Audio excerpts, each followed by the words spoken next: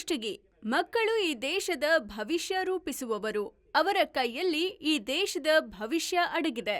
ಹಾಗಾಗಿ ತಾವು ಯಾರೂ ಸಹ ಅಪರಾಧ ಕೃತ್ಯದಲ್ಲಿ ಪಾಲ್ಗೊಳ್ಳಬಾರದು ಎಂದು ಹಿರಿಯ ಸಿವಿಲ್ ನ್ಯಾಯಾಧೀಶ ಮಂಜುನಾಥ ಆರ್ ಹೇಳಿದರು. ಪಟ್ಟಣದ ಪೊಲೀಸ್ ಠಾಣೆಯ ಆವರಣದಲ್ಲಿ ಪೊಲೀಸ್ ಇಲಾಖೆ, ತಾಲೂಕಾ ಕಾನೂನು ಸೇವಾ ಸಮಿತಿ, ತಾಲೂಕಾ ವಕೀಲರ ಸಂಘ, ಶಾಲಾ ಕಾಲೇಜುಗಳ ಸಂಯುಕ್ತಾಶ್ರಯದಲ್ಲಿ ಬುಧವಾರ ಹಮ್ಮಿಕೊಂಡಿದ್ದ ವಿಶ್ವ ಮಾನವ ಹಕ್ಕುಗಳ ದಿನಾಚರಣೆ ಅಂಗವಾಗಿ ಕಾನೂನು ಅರಿವು ನೆರವು ಕಾರ್ಯಕ್ರಮ ಮತ್ತು ಅಪರಾಧ ತಡೆ ಮಾಸಾಚರಣೆ ಕಾರ್ಯಕ್ರಮದಲ್ಲಿ ಪಾಲ್ಗೊಂಡು ಮಾತನಾಡಿದರು. ಪ್ರಧಾನ ಸಿವಿಲ್ ನ್ಯಾಯಾಧೀಶ ಎಂಎಲ್ ಪೂಜೇರಿ ಪ್ರಾಸ್ತಾವಿಕವಾಗಿ ಮಾತನಾಡಿ, ಈ ದೇಶವನ್ನು ಉತ್ತಮ ಸಮಾಜವನ್ನು ಕಟ್ಟಲು ವಿದ್ಯಾರ್ಥಿಗಳ ಪಾತ್ರ ಬಹು ಪ್ರಮುಖವಾಗಿದೆ. ಪ್ರತಿಯೊಬ್ಬರೂ ಕಾನೂನು ಪಾಲನೆ ಮಾಡಬೇಕು.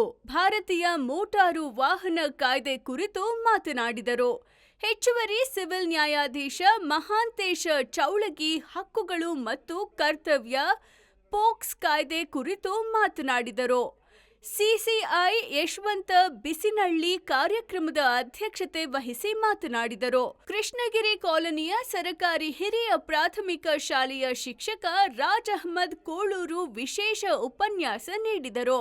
ಸಹಾಯಕ ಸರಕಾರಿ ಅಭಿಯೋಜಕರಾದ ರಾಯನಗೌಡ ಎಲ್, ಕುಮಾರಿ ಇಂದಿರಾ ಸುಹಾಸಿನಿ, ವಕೀಲರ ಸಂಘದ ಅಧ್ಯಕ್ಷ ಎಚ್ಆರ್ ನಾಯಕ, ಪ್ರಧಾನ ಕಾರ್ಯದರ್ಶಿ ಶಶಿಧರ್ ಶೆಟ್ಟರ್, ಪಿ ರಮೇಶ್, ಎಸ್ಎಂ ದೊಡ್ಡಮನಿ ಹುಲಿಯಾಪುರ, ಜಂಟಿ ಕಾರ್ಯದರ್ಶಿ ಮರಿಯಪ್ಪ ಲಿಂಗದಳ್ಳಿ, ಆನಂದ ಡೊಳ್ಳೆನ್, ಮಲ್ಲಿಕಾರ್ಜುನ ಕೊನಸಾಗರ ಸೇರಿದಂತೆ ಪೊಲೀಸ್ ಸಿಬ್ಬಂದಿಗಳಾದ ಸಂಗಮೇಶ, ಅಮರೇಶ ಹುಬ್ಬಳ್ಳಿ, ಬಸವರಾಜ ಅಂಬಾಡಿ, ಸತ್ಯಪ್ಪ, ಎಂಕೋಬ, ಶ್ರೀಧರ ಮತ್ತು ವಿದ್ಯಾರ್ಥಿಗಳು ಇದ್ದರು.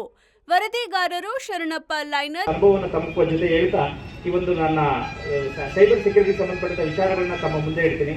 ತಮ್ಮಲ್ಲಿ ಕೂಡ ಕೆಲವೊಂದಿಷ್ಟು ಸಾಕಷ್ಟು ಜನಗಳಲ್ಲ, ಇತ್ತೀಚಿನ ದಿನಗಳಲ್ಲಿ ಯಾರೊಬ್ಬರು ಬಳಿಯಲ್ಲಿಯೂ ಕೂಡ ಮೊಬೈಲ್ ಇಲ್ಲ ಅನ್ನುವಂಥದ್ದಿಲ್ಲ ಅಲ್ವಾ? ಎಲ್ಲರ ಬಳಿಯಲ್ಲಿಯೂ ಮೊಬೈಲ್ ಇದೆ, ಅಥವಾ ಮೊಬೈಲ್ನ ತಾವೆಲ್ಲರೂ ಕೂಡ ಬಳಕೆಯನ್ನು ಮಾಡ್ತಾ ಇದ್ದೀವಿ. ಬಳಕೆ ಮಾಡದೇ ಇರೋಂಥವ್ರು ಯಾರಾದ್ರೂ ಇದ್ದೀರಾ? ಖಂಡಿತವಾಗ್ಲೂ ಇರ್ಲಿಕ್ಕೆ ಸಾಧ್ಯತೆ ಇಲ್ಲ. ಇವತ್ತಿನ ದಿನ ಆ ರೀತಿ ಇದೆ. ಸಮಾಜ ಮತ್ತೆ ಪ್ರಪಂಚ ಅಷ್ಟು ವೇಗವಾಗಿ ಓಡ್ತಾ ಇದೆ.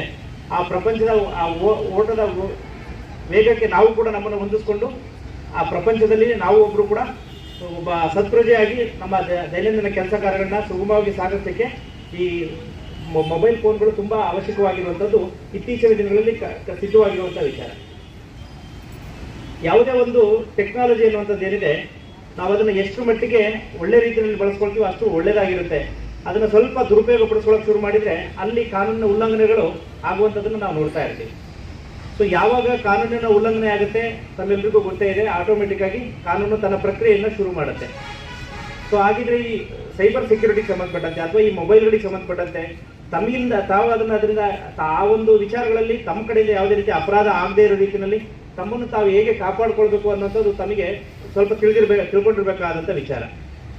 ಕೆಲವೊಂದಿಷ್ಟು ಸಮಯದಲ್ಲಿ ಏನಾಗುತ್ತೆ, ನಮಗೆ ಗೊತ್ತಿಲ್ಲದೇನೆ ನಾವು ಆ ಒಂದು ಅಪರಾಧ ಕೃತ್ಯವನ್ನು ನಾವು ಮಾಡಿರ್ತೀವಿ. ಹೇಗೆ ಅಂತಂದರೆ, ಯಾವುದೋ ಒಂದು ಮೆಸೇಜ್ ಬರುತ್ತೆ, ವಾಟ್ಸಪ್ಪಲ್ಲೋ ಇನ್ಸ್ಟಾದಲ್ಲೋ ಫೇಸ್ಬುಕ್ಕಲ್ಲೋ ಯಾವುದೋ ಒಂದು ಬರುತ್ತೆ, ನಾವು ನೋಡ್ತೀವಿ, ನಮಗೇನೋ ಖುಷಿ ಅನಿಸುತ್ತೆ, ಅದನ್ನು ನಾವು ಯಥಾವತ್ತಾಗಿ ಇನ್ನೊಬ್ಬರಿಗೆ ಅದನ್ನು ಫಾರ್ವರ್ಡ್ ಮಾಡುವಂಥದ್ದು. ಆ ವಿಚಾರ ಏನಿದೆ, ನೀವು ಫಾರ್ವರ್ಡ್ ಮಾಡ್ತಾ ಇರುವಂಥ ವಿಚಾರ ಏನಿದೆ, ಅದರಲ್ಲಿರುವಂತಹ ವಿಚಾರಗಳೇನು, ಅದು ಯಾವುದಾದ್ರೂ ರೀತಿಯಲ್ಲಿ